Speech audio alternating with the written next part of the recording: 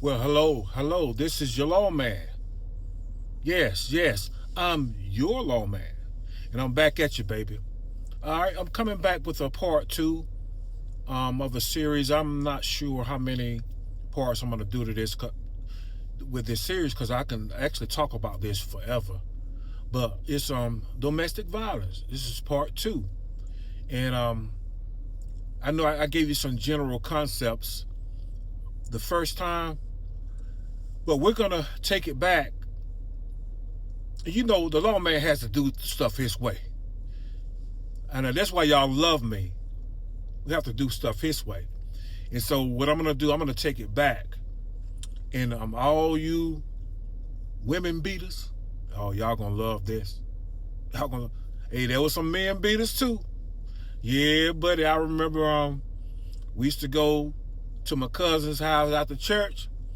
And there was a woman, and she's a big one too, boy. I mean, she was big. And her husband was real tall and skinny. He probably weighed. Now I was a little boy, but he probably weighed like he was maybe 6'3", 150 pounds. And she was low to the ground, but round. I mean, she had to be 5'3", 5'4", every bit of 400 pounds. And he used to come home drunk on Sundays, and she would be whooping his tail up and down the street. And we would be laughing, boy. When I first saw it, though, it kind of scared me. Oh, man, she would beat the stew out of that dude. So this ain't just for the guys. But during that time, women beaters, or vice versa. But, of course, most women couldn't beat men, but there were some. There's always exceptions to the rule. Like everybody say birds fly, but there's a few birds that can't fly. Like an ostrich, can't fly. But most of the time it's men. Men, if you love to beat your wife, you would have loved coming up in the 70s and 80s, baby. Woo-wee. Oh, you could have whooped her. You could have whooped her as long as you didn't unalive her. Hey, she was yours to do something with. What you say, anime? Huh? Oh, yeah, buddy. Yeah, buddy. And that was accepted. That was a accepted practice back then. Now, you can feel the way you want to feel back then. A lot of the influential men that you knew, that you watched on TV, that you listened to on radio, used to beat the women, and they wouldn't accept it. Okay, I don't want to drop names and stuff like this and hurt y'all feelings. Okay, even some of the ones that, there's one particular one, he had a great smile, man, and he did a lot of stuff for GPS TV, and I'm not gonna mention her name, but one of his songs, "You'll Never Find." Oh yeah, he used to beat the stew out of his women. Because a lot of y'all always go to Ike and Tina. But no, it wasn't just Ike and Tina. Ike was just doing what was accepted back then. And that's what it. Now, did it make it right? No, it's not right. So now, I'll just say this: all you wannabe women beaters and beaters of a human, because you got these girls now. These girls are rough, man. I don't know if the girls are tougher or the boys are soft. I believe I think it's some of both. The boys are softer, and I believe a lot of stuff is in the food and a lack of testosterone, and the girls are tougher. And same thing with the hormones going on. I believe the girls got more testosterone and the boys got less. But, they always say I'm a conspiracy theorist. But I just go as I see it. But yeah, they used to do that. And it wasn't just the brothers. Now why? I mean, why do black men always got to be the face of everything? Okay, you got the face of the freak off. You got Diddy, you got R. Kelly.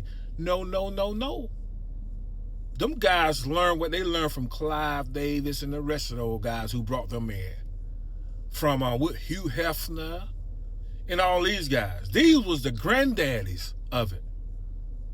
So, but they always want to put a face like mine and make it look like we just the face of all this evil. Don't buy into it. Don't buy into it.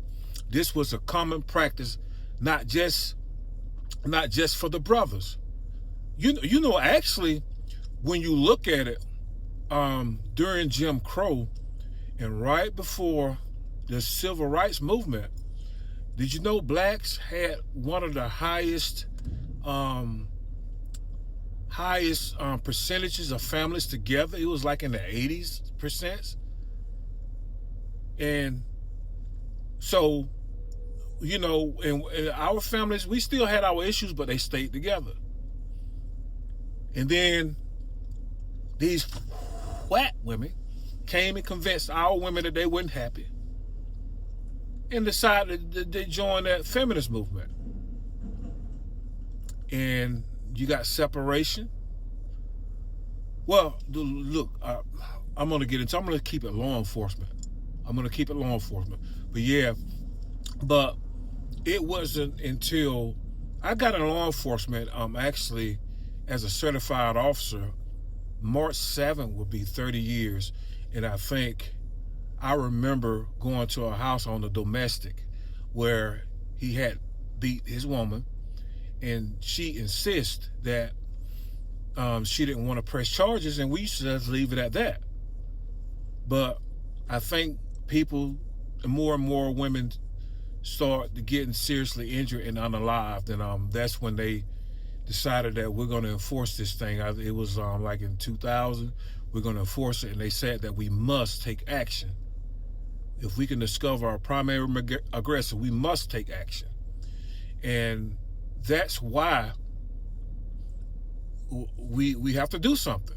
Because if I come to your house and he beat you, and you say you don't want to do anything, and I take you at your word, and then he unalives you, I'm at fault, and I can't live with myself with that. I can't do it. And vice versa, because like I say, you got more and more men beaters out there. Oh man, these young women, boy, y'all off the chain. Ooh wee, man, they doing drive-bys and everything. On these dudes. I don't see more guys crying because the way that the female treating them, and man, I felt like just I'm like, well, man up. Well, stop crying. But of course, I couldn't do it. I have to be professional. But yeah, and you know, it's some people that they grew up with all that violence, and that's just a normal way of life to them. Even some, I've known some females who thought that he don't love me unless he beat me. Yeah, I've seen it. It is true. So, but we're living in a different day now. We're living in a different day, and we're gonna lock you up. If I come to, let me tell you all something. I'm your lawman, and I love you. But if I come to your house, whether you're a man or a woman, and you don't beat him or he don't beat her, lawman gonna lock you up. Huh? How about that? Lawman gonna lock you up. And guess what? Lawman ain't got to be mad at you. Lawman ain't your enemy. And guess what? If you bond out, I brush you off and give you some encouraging words and tell you to stop it and whatever. I got a story when I was working in a smaller town just about 20 miles south of where I'm working at now, this metro area. It was a boy that I had, well, he was a young man at the time, and I was a little older than him. I had to be about 23, 24. I hadn't been too long got in law enforcement. And I used to go to the neighborhoods that a lot of officers didn't get out in this particular neighborhood.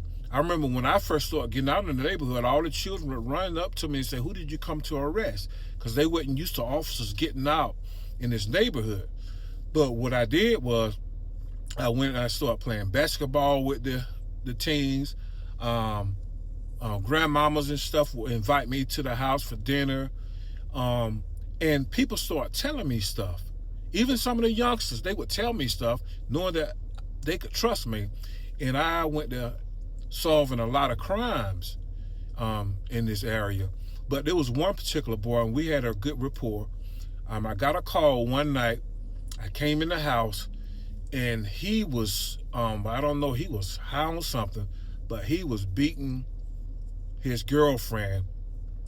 And I called his name, and he looked back at me, and he continued to swing, and I had to fight him, and I had to restrain him. And I locked him up, and a few days later when he got out of jail, he came up to me. He said, "Lawman, I want to apologize to you, man. I was, intoxicated and found out my girl had been cheating and this and that."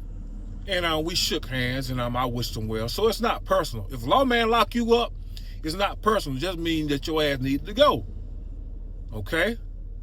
Because Lawman ain't got nothing but love for you.